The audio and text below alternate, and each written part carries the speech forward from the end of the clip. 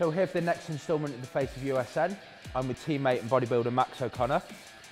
Hi Max. How you doing, mate? You all right? Good. So we're 2 weeks out from the Mr. Universe now? We're 17 days out now. Okay, 17 days out. It's 2012 was the last time you did a Mr. Universe. Yeah. 2 points off the winner. Mm-hmm. You've since become Mr. England, Mr. UK, Mr. World. Yep. Tell us why bodybuilding? Why bodybuilding? Bodybuilding was the next natural step for me after my rugby career finished with injury. I still wanted to carry on the resistance training that I was doing. I still lived in the gym anyway as a rugby player, probably more so than I should have, which is probably half the reason why my rugby career ended, because I ended up with more beach muscle than functional muscle, but I enjoyed it.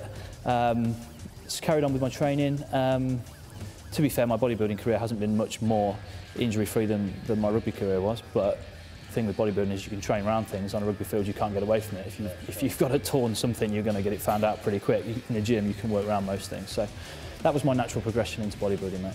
And then you just bumped into somebody that in a gym that said, you know, saw a bit of potential in you, or you went and searched out the competitions? Yeah. My best friend at the time and my training partner, a guy from the Czech Republic, Vit Bohak, a very good bodybuilder. He doesn't compete anymore, unfortunately, but he went to do a competition, and he asked me to go along with him to do his tan, whatever everything does. And he was like, while you're here, mate, he goes, just have a look, see what you think, see if you fancy having a go, see if you fancy having a go yourself.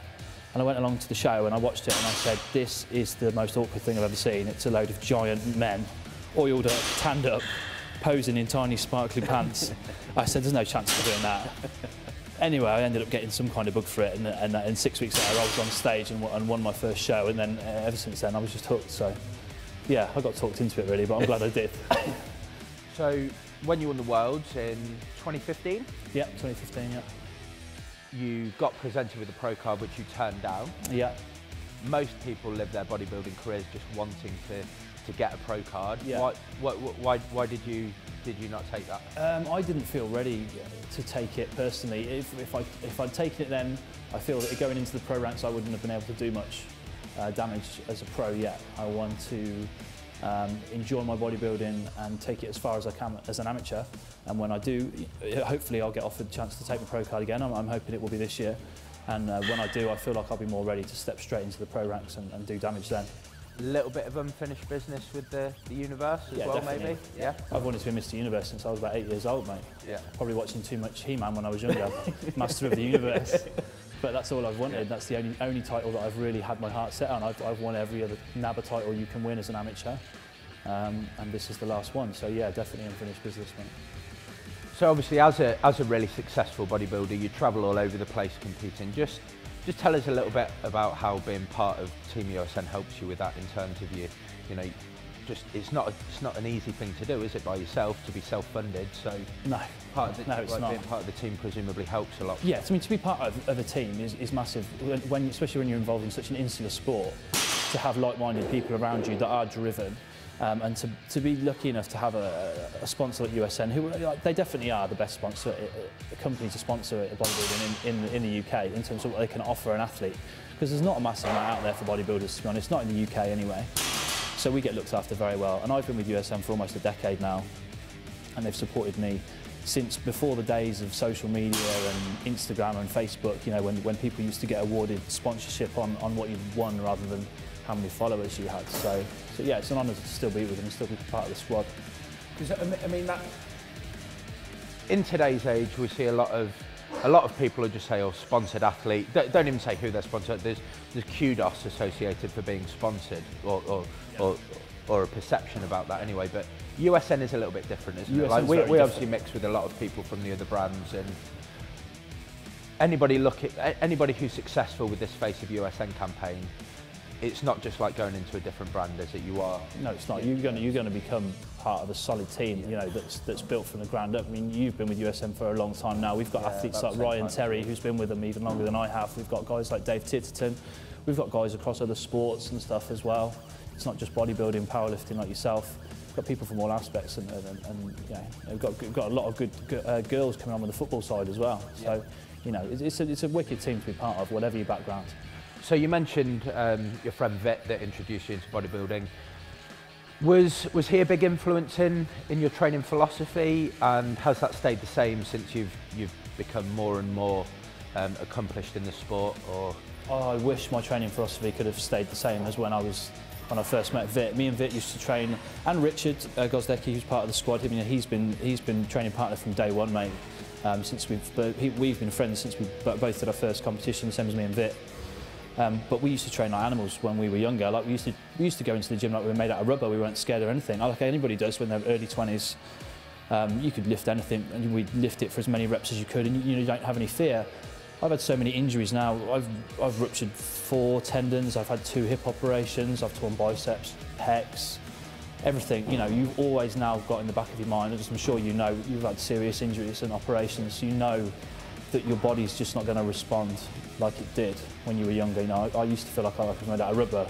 Like I said, I feel like I'm made out of glass now when I step in the gym. Yeah. So yeah, you have to take your time warming up. You have to train around certain injuries and niggles. You have to train smart if you want to have longevity in bodybuilding. And I've learned that the hard way. Yeah.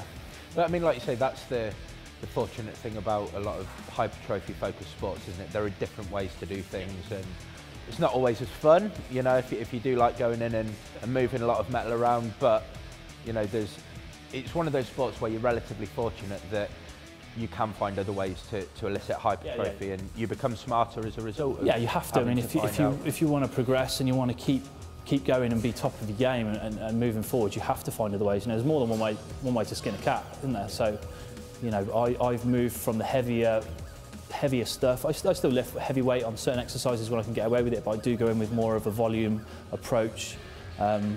You know, at the end of the day, as long as the muscles burnt out and knackered at the end of the session, you're going to get some kind of overload and you're going to get some kind of progression, aren't you? So, and you did have that early foundation of heavy. It's not as though you missed that completely. You know, you still managed to build a good bit of your foundation on the heavy stuff, and now you're sort of in a position where you can refine your physique, can't you? You kind of, yeah. I mean, I know I'm not kidding myself at all. I know I need a lot more tissue to compete with these guys that are in the pro ranks, but that will come, you know.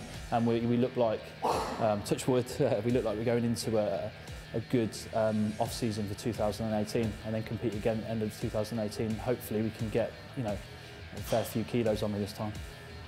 What are you going to be on the uni stage, do you reckon? I'm going to be fully carbed and all the water out. I reckon I'm going to be about 104.5. Okay. Yeah, rough guess. And how many years is that over? What year was your first comp? First comp was 2008. Okay. And then obviously, you know, so it's 9 years. Yeah. 9 years, miss a few years of training with injury. Yeah. I think me and my friend worked out the other day that since I started bodybuilding, I've spent 18 months, so a year and a half of that career on crutches. With injury.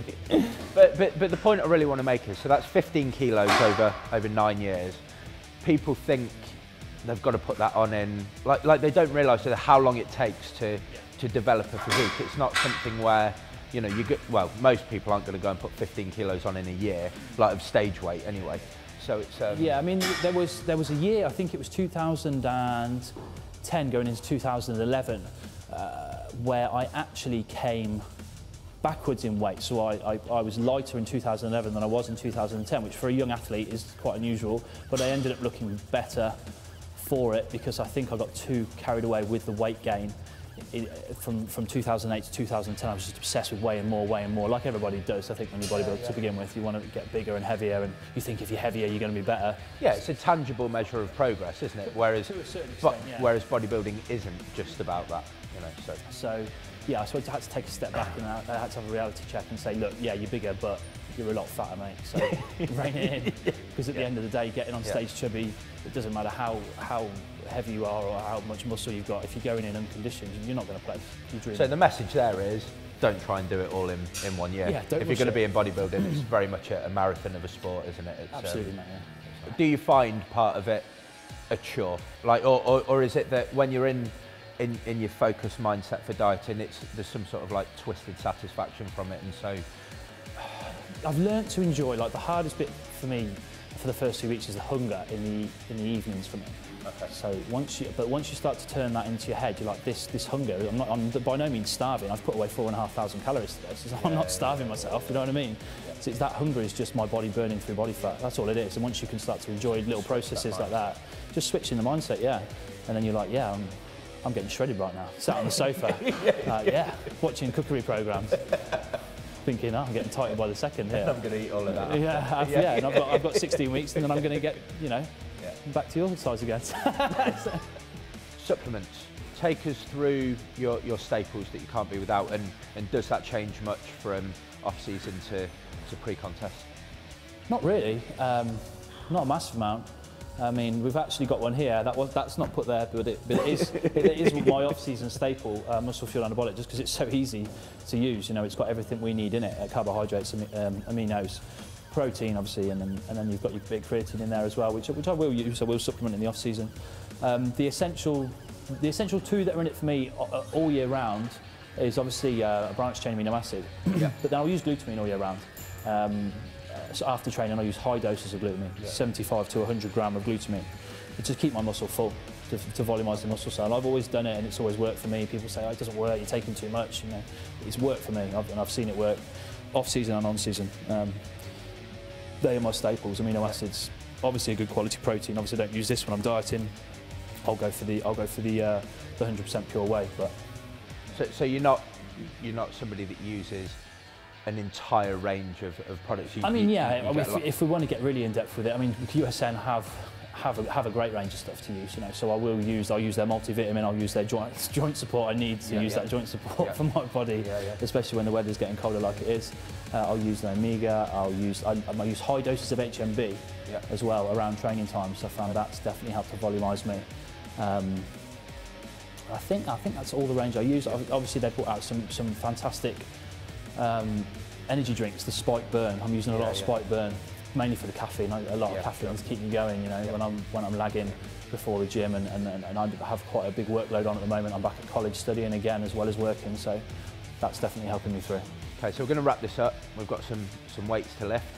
Before we go, what advice would you give to anybody thinking of applying for the Face of USN?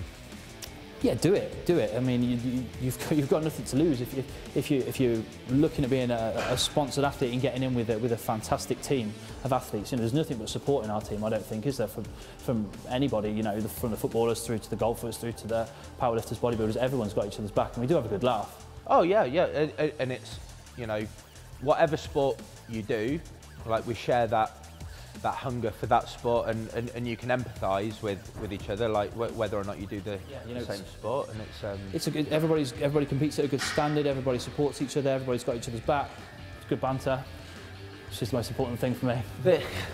The thing I've been trying to really put across is the only way you're definitely not going to get selected is if you don't enter. Exactly, yeah.